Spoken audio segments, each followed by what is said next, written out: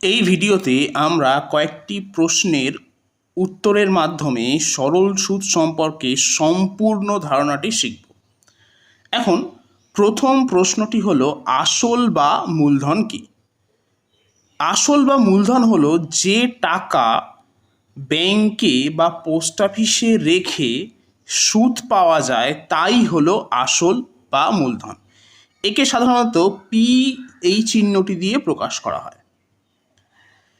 পরবর্তী প্রশ্ন হলো সরল সুদ যাকে এসআই বা আই দিয়ে ডিনোট করা হয় সেটি আসলে কি?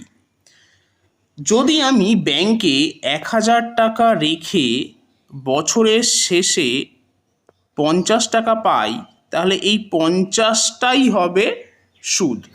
অর্থাৎ ব্যাংক বা পোস্ট অফিস যে পরিমাণ টাকা আমাকে দিচ্ছে সেটাই হবে সুদ। একে এসআই বা আই দিয়ে ডিনোট করা হয়। এক্ষেত্রে একটি বিষয় উল্লেখ্য যে সরল সুদের ক্ষেত্রে মূলধন সবসময় অপরিবর্তিত থাকে। অর্থাৎ কোনো বছরের শুরুতে যদি আমি ১,০০০ টাকা রেখে ৫০ টাকা সুদ হিসেবে পাই, তবে পরবর্তী বছরেও আমি ১,০০০ টাকার উপর ৫০ টাকাই সুদ পাবো। অর্থাৎ আসল বা মূলধন কোনোভাবেই পরিবর্তিত হবে না। নেক্সট হচ্ছে সুদের হার, যাকে বড় হাতের আর বা ছোট হাতের আর দিয়ে ডিনোট করা হয়, সেটি কী জিনিস? এটি হলো ১০০ টাকার উপর ব্যাংক বা পোস্ট অফিস ১ বছরে যত টাকা সুদ দেয় সেটাই হলো বড় হাতের আর বা ছোট হাতের আর। সাপোজ আমি ধরলাম যে কোনো ব্যাংকের বা পোস্ট অফিসের সুদের হার ৫%। এর অর্থ হলো সেই ব্যাংক বা পোস্ট অফিসে যদি আমি কোনো বছরের শুরুতে ১০০ টাকা রাখি, তাহলে ১ বছরের শেষে ব্যাংক আমাকে ৫ টাকা এক্সট্রা দেবে, অর্থাৎ ৫ টাকা সুদ হিসাবে দেবে।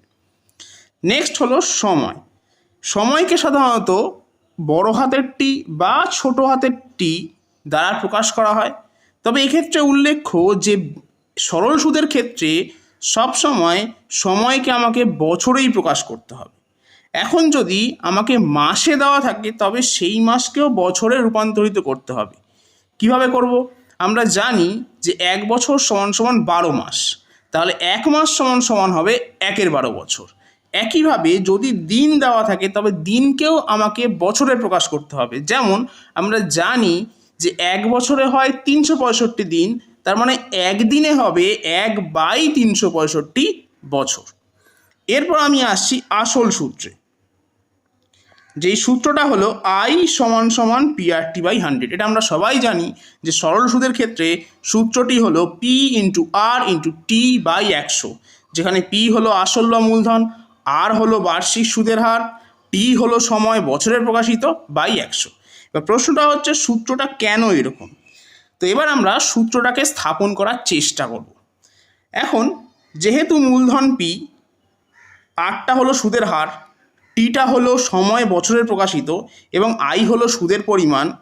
যেহেতু আইটা সুদের পরিমাণ, তাই আমি বলতেই পারি যদি আমি পি টাকা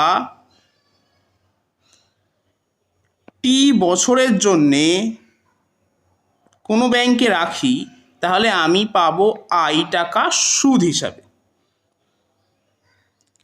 তাহলে যদি আমি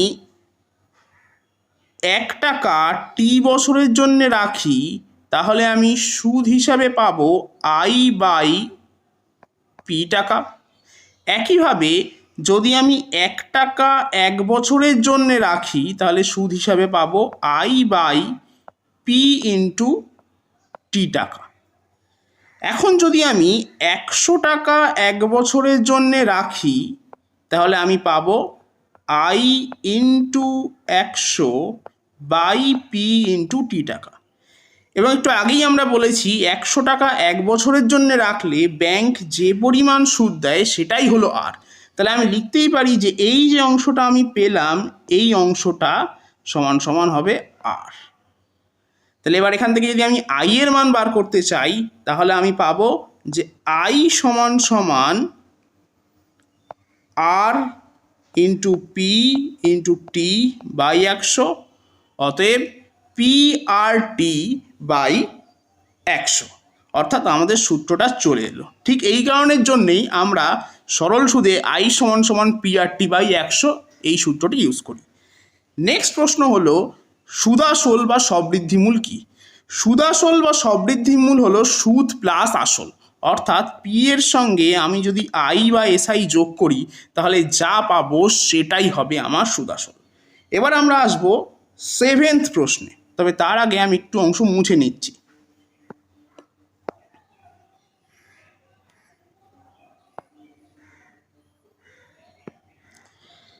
সরল সুদের আর অন্য সূত্র আছে কি? সরল সুদের বেসিক্যালি এই একটাই সূত্র আছে, কিন্তু এই সূত্রটাকে বিভিন্ন ফর্মে প্রকাশ করা যেতে পারে।